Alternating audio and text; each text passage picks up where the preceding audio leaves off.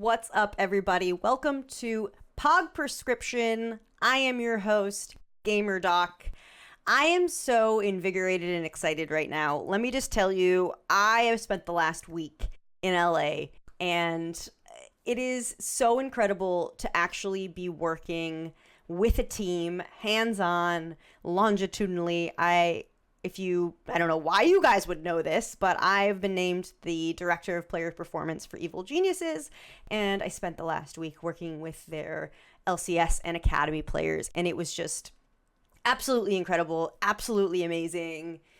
I am in the middle of this revolution in esports where we are respecting the old ways, respecting the way things used to be and the way that training used to be, but starting to learn new tricks and tips and ways to improve that aren't just grinding and aren't just the old ways and aren't just the ways that have worked in the past. And while I'm in LA just working and loving my life, this manifesto gets dropped by one of the guys over at TSM. If you haven't read it, please go on to Twitter and just Google North American LCS Development, Parth. I don't know how to say his last name, so I'm not going to butcher it. But if you don't know, now you know. And it's a 60-page document on why the LCS sucks, basically. And he doesn't write it like that, but that was my interpretation. But he brings out these amazing ideas for improvement. And we're not going to have time in this episode to cover everything because everything he says is relevant. And everything he says can be applied to every single esport out there. So I really want to go over the next either 2 or 3 episodes, go through his major points that I am obsessed with. And a lot of these things we've talked about in the show before, but because he has this incredible knowledge base, he's been working in the North American League of Legends scene for the past 10 years. Because he has this amazing knowledge base, he has perspectives that are different than mine. And it's also so cool because he definitely mentions health and performance, and every couple of pages he says something about needing health or physical performance people on the teams. And that's the part where I am good at, right? But it's the part that he goes into that are things that I understand conceptually, but he goes into specifics. So what I want to talk about is his emphasis on early specialization, right? So in traditional sports, you are 5 years old, you love playing soccer in the backyard, you love running around, you love chasing after bubbles, and chasing after bubbles is just as serious as kicking the ball around, right? You learn to love the game and it's fun, and there's very little competitive aspect to it. Well, as you develop and grow throughout your athletic career, your focus becomes different, right? Your focus becomes different, and thus you start to train and put emphasis on different areas of the game. Now, that's not what I want to talk about, but I'm going to use this analogy. He's talking about how in esports, we focus on early specialization. And this is something that in traditional sports, there has been a focus on, and there still is a focus on, but we have some good data on. So if parents push their 7-year-old to be the best soccer player that exists, then a lot of things are going to happen to that kid that we know by studies. One is they're going to get injured more frequently and easily. They're going to have a higher incidence of a career-ending injury because instead of developing all of their muscles, they're just developing their soccer muscles. And 2 is they're going to get burnt out. They're going to get burnt out because that fun, that excitement that leads to them wanting to play the game as a 12-year-old dissipates really quickly when you look at a kid who plays soccer and basketball and football and hockey and chess and also plays the trumpet. You have that fun and that excitement. Now, it's hard because you look at the best players of all time, Tiger Woods, right? One of the best golfers of all time. And if you ever saw the Tiger Woods documentary, you know how specialized that kid was. But let's look at Tiger in the rest of his life. Is it worth it? Is it worth it? And that's a hard question to answer because it depends on what your goals are. But for me, I'd rather be happy in my life. But everyone makes a different decision. So early specialization in traditional sports, we know has a lot of really bad outcomes. But if you look now at esports, we have still a huge emphasis on early specialization. And I'm going to be, if you're tuning in virtually or visually and you could see me, I am going to be looking at my notes a lot because most of the time I read a concept or I read or learn about something and it's kind of spitballing. We're having a conversation, me and you're in your mind or whatever, and I'm just talking at you. But I'm really drawing a lot from Parth's notes, so I don't want to get them wrong.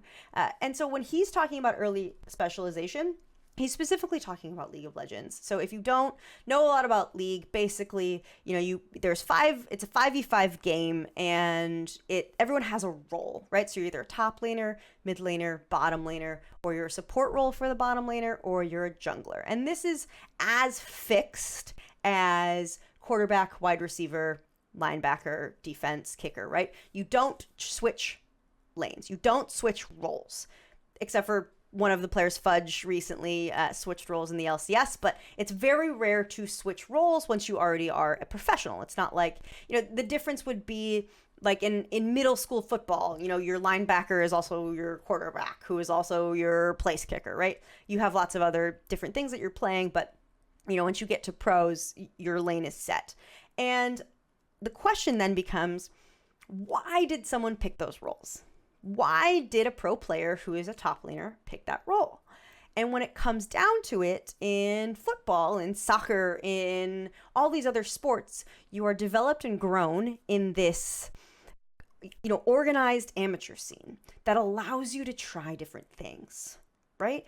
You're out there as a 6-year-old playing soccer. No one has a position. You're running around like a chicken with your head cut off. And as you grow through the amateur scene, your coach is like, hey, you're going to try midfielder today. Hey, you're going to try defense today. Hey, you want to try goalie?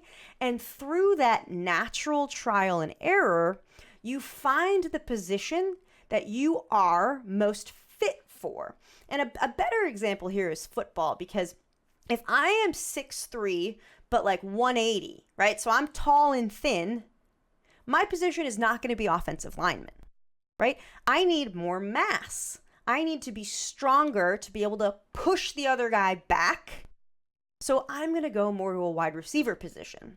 All right, I am 250 pounds, but I'm 5'6". You're not going to be catching the balls that the wide receiver is going to be catching, but you might be really good at linebacker. You might be really good at a running back position where you just need to put your head down, stay close to the ground, and drive through. But you know this because you develop and grow through an amateur scene that allows you to try different roles and positions. And you end up in a position based on your aptitude. But when you end up in that position, you have a broad understanding of the other positions because of that experience. In League of Legends, how do you pick your role? Growing up, how do you pick your role? Most of the time, it is because a buddy told them to go in that role. Your buddy is an ADC, you're going into a support role. You really like Impact, he is your hero, you're going to go top lane because you want to be like him. And because of the way that League of Legends works, you stay in that role and you don't learn other roles. And this is the cool part. This is what Parth was talking about. So there isn't an incentive to diversify at all either, because as soon as you end up in a scene that is structured, as soon as you get put on a Prodigy's team or an amateur team, the focus is on winning. The focus is on winning, and you have to focus on the things that you are good at. So if you've learned how to top lane, you've learned how to top lane with a short range melee champion, you're not going to try a different champion because you're not going to win immediately. There is little emphasis on diversification because we are so outcomes focused. Outcomes focused. And I get it. We need to be outcomes focused. We need to win at the professional level. But what is the point of Prodigy's teams? What is the point of amateur teams? What is the point of teams? It is to develop players to be pros. So Parth is talking about how we need to focus on diversification before you get to the pros. You need to learn other roles and you need to learn other jobs so you have a deeper understanding of the game.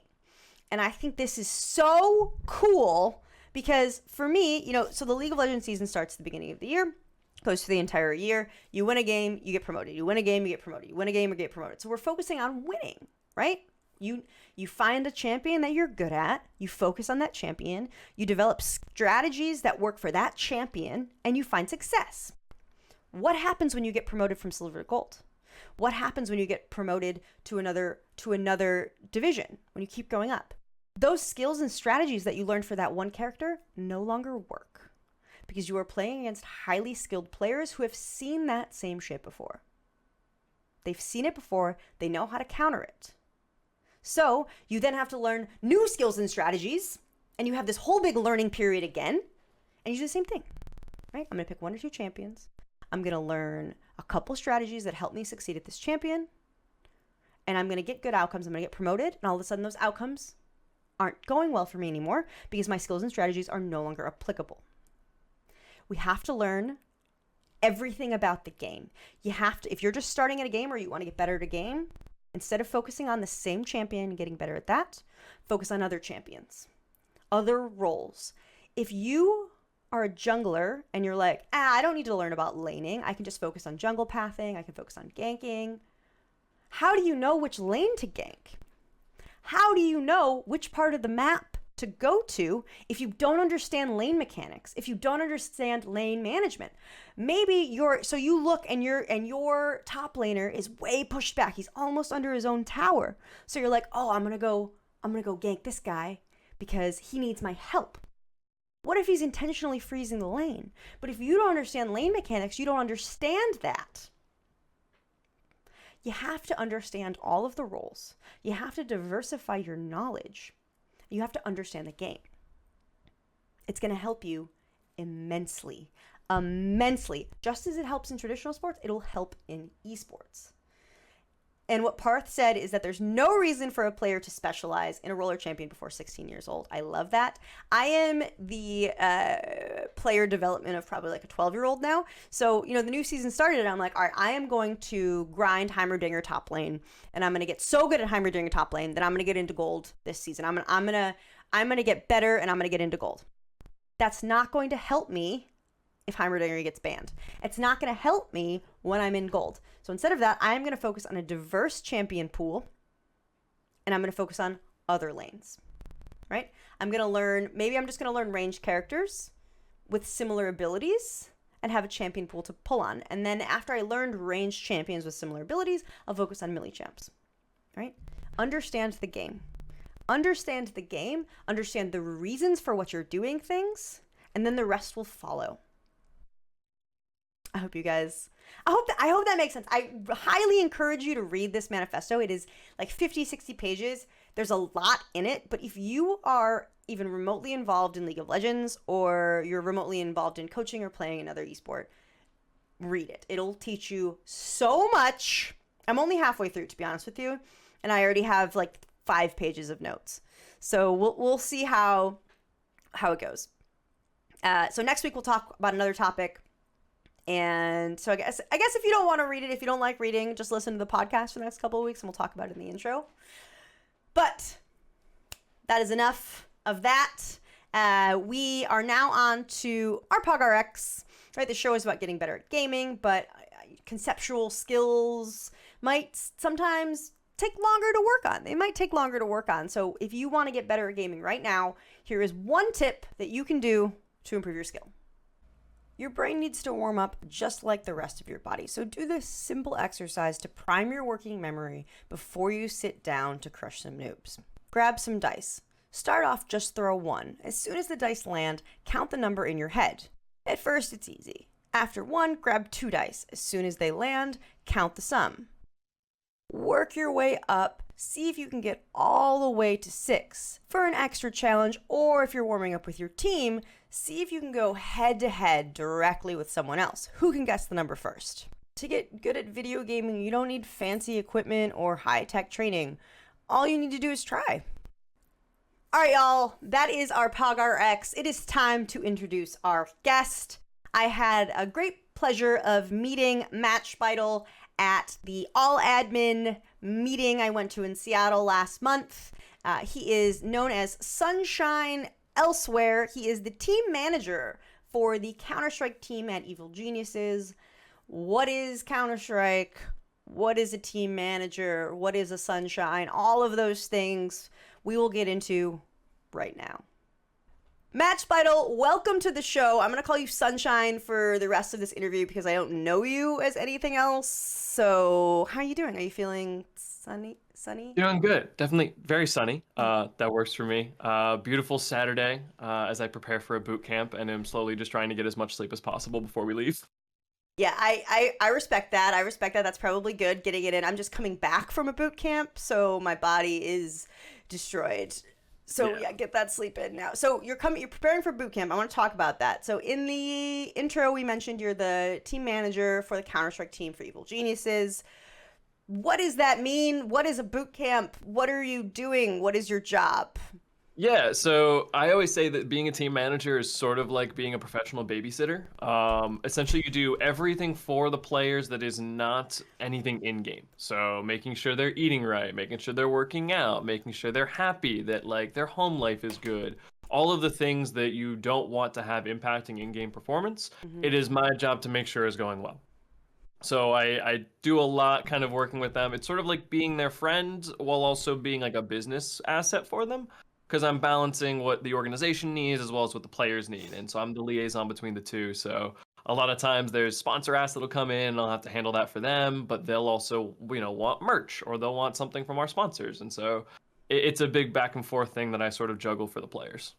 So you're at Evil Geniuses, and I'm at Evil Geniuses, and so we know how EG works. We also know how other orgs work. Some of them are really good about player health and wellness. Misfits has Dr. Carolyn Rubenstein. Immortals has always prioritized performance.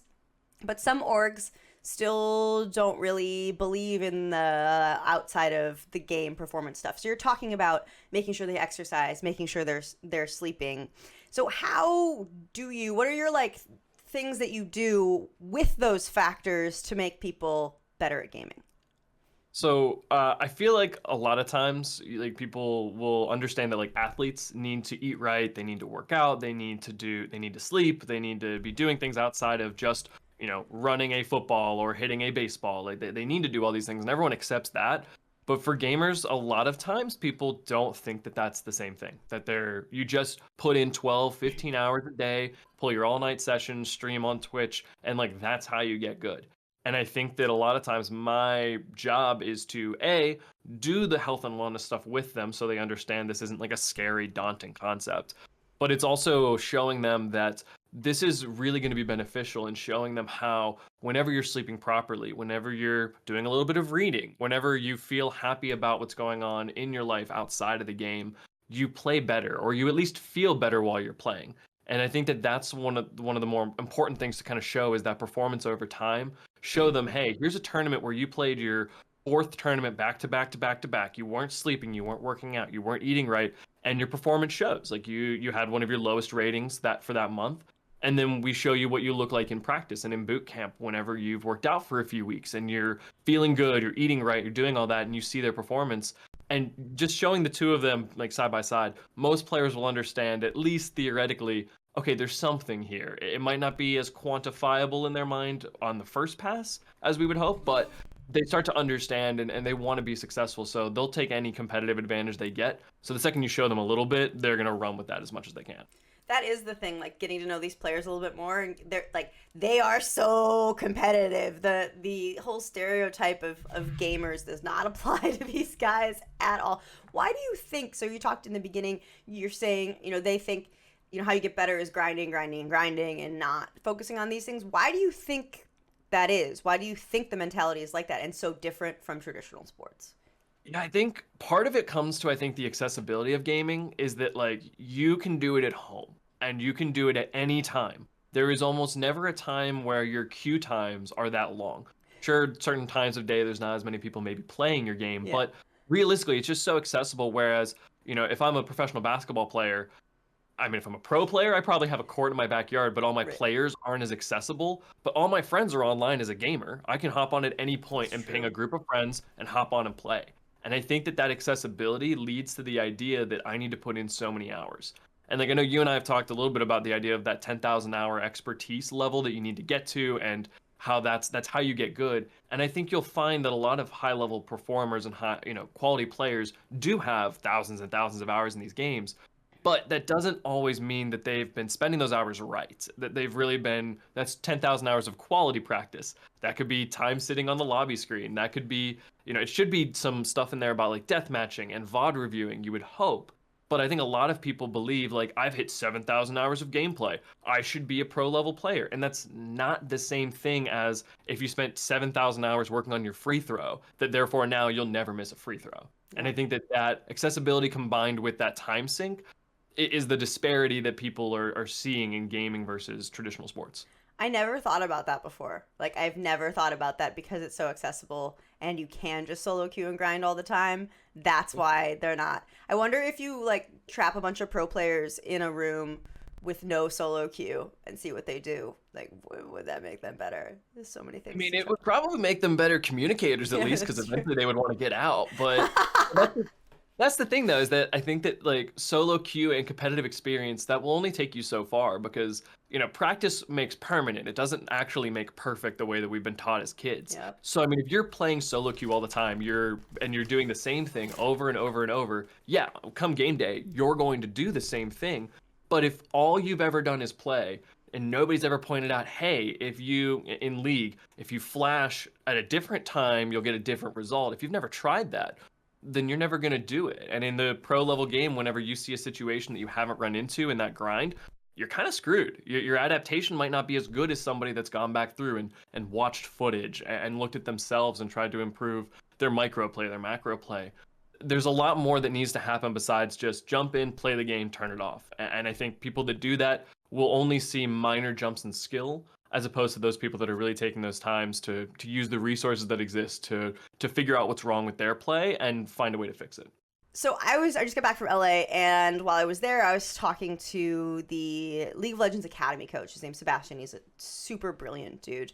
And he was talking about how when he teaches his players, what he's trying to instill is game understanding rather than repetitions. Because, for me, I'm learning League of Legends, and I go to u.gg when I'm playing a champion. I'm like, what runes do I need to play? What items do I need to take? And I plug those things in and I go. But I have no idea what the runes do. I have no idea what the items do, and I don't understand the game. And so I'm just following what everyone else does. I don't have a game understanding. So when I come to a situation, I'm not reacting based on strategy.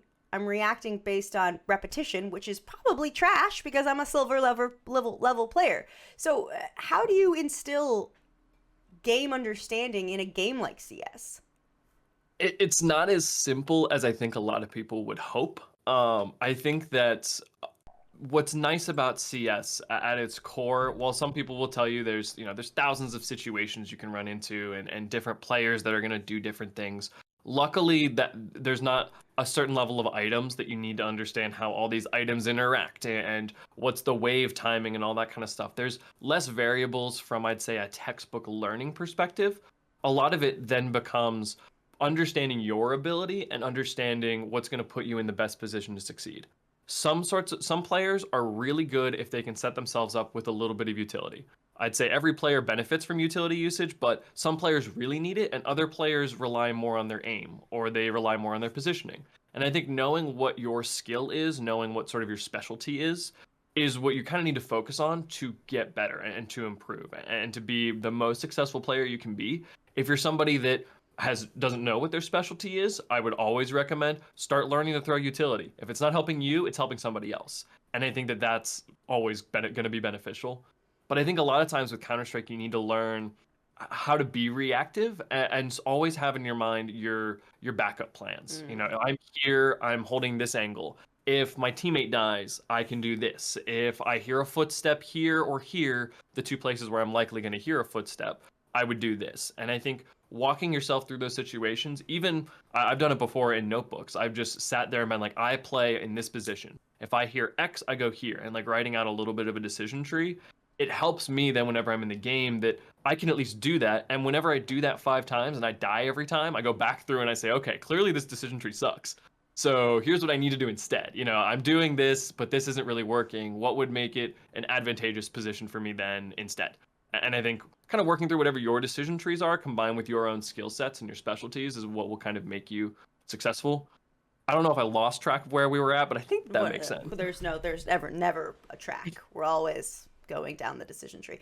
Words are just coming out. Words just come out. That's so interesting because you doing that decision tree, if someone is plateauing with their skill level, them doing that twice, 3 times will probably give them that extra performance boost that they needed because we're so stagnant. So hold on. I want to circle back because we don't really talk about Counter-Strike as much on this podcast as we talk about other games. Can you go through really quickly the roles in the game? Because I mean, of course I know them perfectly. Just for the people at home. Of course. So what's interesting about CS is I'll say, since it's an attack and defense sided game, there's different roles for each side, and some teams will play it a little differently. On your attack side, or your terrorist side, you typically have your in-game leader. It's the person, kind of your shot caller, your quarterback. They're the ones deciding where everyone goes. You'll have your opper, who is, your sniper. They're a one-shot kill weapon, so they're normally somebody you're trying to set up for success, hold a certain angle. Sometimes, depending on the player, they're more aggressive. And then after that, you have entry players. They're the first guy in. They're the person clearing out angles. Sorry, first player in. Clearing angles, seeing who's where, making really strong call-outs. Their communication is really key. You have support players. They're your people throwing grenades, helping out the entry or the sniper, kind of giving them some ability to do stuff. And then you have lurkers, people that are on the opposite side of the map, kind of giving equal pressure, so that way the defense doesn't really know what's going on. And also sometimes sneaking in as people are rotating, kind of stabbing them in the back. Not every team runs all 5 of those spots. Sometimes your sniper is your in-game leader. Sometimes your support player can also be a lurker. It's not as regimented as I would say like football is, where like a wide receiver is not also a defensive lineman. Like that's not a thing except in like high school. So those positions kind of help you set up for success. And then on defense, you sort of have anchors, people that will kind of stay on their site. You have your sniper again, and then you'll have people that play more rotational spots. Those are the ones that are willing to shift as there's pressure on different sides of a map. If the attackers are all going A, the rotator from B will kind of shift over. Every team, like I said, plays a little different. Some people play a lot more fluid, in the same way that in basketball, you can play man defense or you can play zone. There's different ways to do it, and there's no right or wrong answer. A lot of it is just how you work with your teammates. Do you find that different personality types are like stereotyped to different roles, or is it kind of... Because when I hear this, I'm like, okay, IGL, that's me. I'm the bossy one. Like I want to be in charge, and I feel like you're. So do you find that at all? And you don't have to give us any specifics. I won't name any names. And obviously I've been through like the collegiate scene as well as in the pro scene. So I've seen developmental players as well as people that are at the top of their game. And I would say generically the stereotypes that you would think of are there. The in-game leader could be the bossier one. Typically, I would more see them as the more analytical one, the person that can sort of do the math the fastest in their heads. I also find them to be probably the most creative typically on teams, because they have to interpret a lot with minimal data. They only get the words the teammates are saying, and they have to basically figure out what's going on with only being able to see their own perspective. And that can be a lot to do. I'd say in general, your more selfless players tend to be either your entry fraggers or your supports, because entry tends to die very early in the round to get information, and the support player is normally like the last guy in, so they're really just helping everyone else out. And then I'd say like your sniper tends to be your superstar. That tends to be the person that gets all the credit, because if your sniper's going and getting like 20, 30 kills a game, you're probably winning. You're probably doing fairly well, but if they're dropping 3, 4, 5, you're probably not doing too well. So they're a very pivotal kind of star power player. But what's fun is that while we have superstar snipers in Counter-Strike for sure, and superstar IGLs that are just big brain kind of players, it's always exciting for me whenever I see like a support player being the person that does the interviews and the person that's kind of like that fun, lively personality. Because I think as a support player and an in-game leader, from my own perspective, I know the value of that support player. Yeah. They're really that glue that holds the team together. So I think having a good support on your team is really a make or break kind of thing. Without that, everyone else is kind of dependent on their own individual skill, and you're not getting that, sum of the parts is greater than the individual's kind of outcome without a great support. it's also about the consistency too, right? So like if you're fragging out, great, that's awesome, but that's not like as reliable as just providing excellent supports like defense in hockey, right? Like Yeah. if your defense might not be doing the flashy plays, but they're not getting scored on. You're not getting scored on. And I met Vulcan, our support player for the LCS, CG LCS, and he is like one of the most impressive dudes I've ever met in my entire life. And he is that support and that consistency, and I am like so excited for our team, like because of all the other players too, but like Vulcan, oh my god, it's so pumped. Yeah, and I mean I think that's the thing is that you'll find every team is different. You know, some teams rally around a star, a big name personality. You know, you can look at like Navi, best Counter-Strike team in the world right now, and Simple, a player that has been arguably a top 5 player since he got on the scene, really, last 4 or 5 years. He's an insane player. And like the team does rally around him, but that guy's also never had, I think someone posted on Reddit I saw a few days ago, he only had one game in 2021 across like probably 90 some games where he dropped less than 10 kills. And it was a game against a team that has been cited for cheating. Oh. So whether they cheated or not, I don't have any data and I'm not saying anything about that, but they've been cited and there's definitely some investigation going on around that. And it's the only game where he didn't drop 10.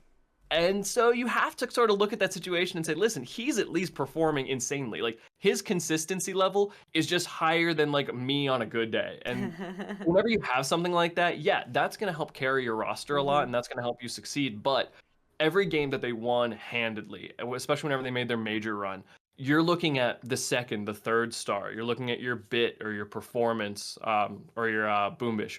Like these players that are also on this roster that aren't as flashy maybe as that main superstar of Simple, but when they're having a good game, the whole team's riding. And I think that that's what's so important is whoever that second in line is, third in line is, they're the ones that are going to make or break that game. Because if your number one player is not playing well, they're the ones picking up the slack. They're the ones that are stepping up and holding it down for the team. Totally. All right, this has been absolutely fantastic. I have one more question for you. So, if you went to medical school, became a doctor, got a prescription pad, and you were talking to an aspiring pro gamer, and you could write down one thing on that prescription pad that would make them play better tomorrow, you only get one thing. One thing. What would it be? Can I write a paragraph to them? You can, but it has to be one thing. You can explain it, but it has to be one thing. Fair. I would honestly say that I would just write down, take care of yourself. I think taking care of yourself individually is going to benefit you, as a human, just long term, but also you'll find yourself being a better player, a better human, just a better teammate. And I think a lot of times we look past the fact that I've played with every personality type, and Counter-Strike breeds every personality type, from very selfless people to very aggressive people to selfish people to the nicest humans I've ever met. And I think that the people I find the most success with in-game are the people that really understand their own emotional side, that understand how to keep their emotions, bring them up when they need to, and not release them on other people when it's negative. They know how to handle their own mental fluctuations, their own personal life. They're the ones that sort of are going to be the glue of your team, and they're the people I want to play with the most. So number one thing for any player is take care of you. And if that means you're focusing on your financial health, a thing that I think almost nobody talks about whenever they talk about health, financial wellness is huge, then go do that. The last thing you want is to be worried about where your bills are going to get paid or any of that. If it's your mental health, if it's your physical health, if it's nutrition, whatever it might be, just focus on you and it'll make you a better player. I love it. Perfect. Sunshine, absolute pleasure having you on the show. I know you are headed off to Europe shortly to boot camp, so take care of yourself while you're there. Follow your own advice.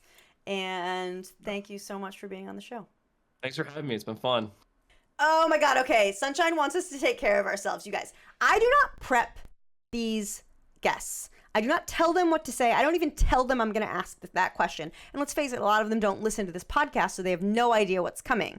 So when people say something like that, like take care of yourself, you could probably see it in my eyes. It's like I lose it. I'm so happy. I'm so excited. I think I'm going to put together a clip of all of the recommendations that our past 22 guests have made, because it's these highly technical, esoteric people who have such a huge game understanding and game knowledge, But then they come down to it and they're like, oh yeah, sleep more.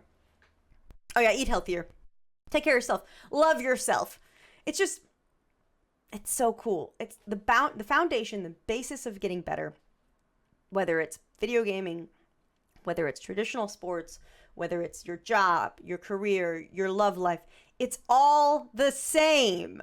Success in one area, breed success in another area. Be successful. I hope you have been more successful based on what you've learned in this podcast. If you have had any sort of change in your life or something has worked, please tell me. I love hearing from you guys. I absolutely love it. I am on Twitter at GamerDoc_. I want to hear about it. I do. And if you tweet at me, I'll tweet back, I promise, as long as it's even just like a little bit intelligent or funny. So, I don't know, maybe do it. I don't know. That is it. That has been your PogRx episode for today. We will see you next week. Have a happy and a healthy week. Thanks for tuning in. We hope you enjoyed this show. For more information, follow GamerDoc on Twitter at GamerDoc_. And please remember, nothing in this video is medical advice. Yes, I am a doctor, and yes, you may need help. But this is the internet, and this is for entertainment and informational purposes only. Thank you, and have a very nice day.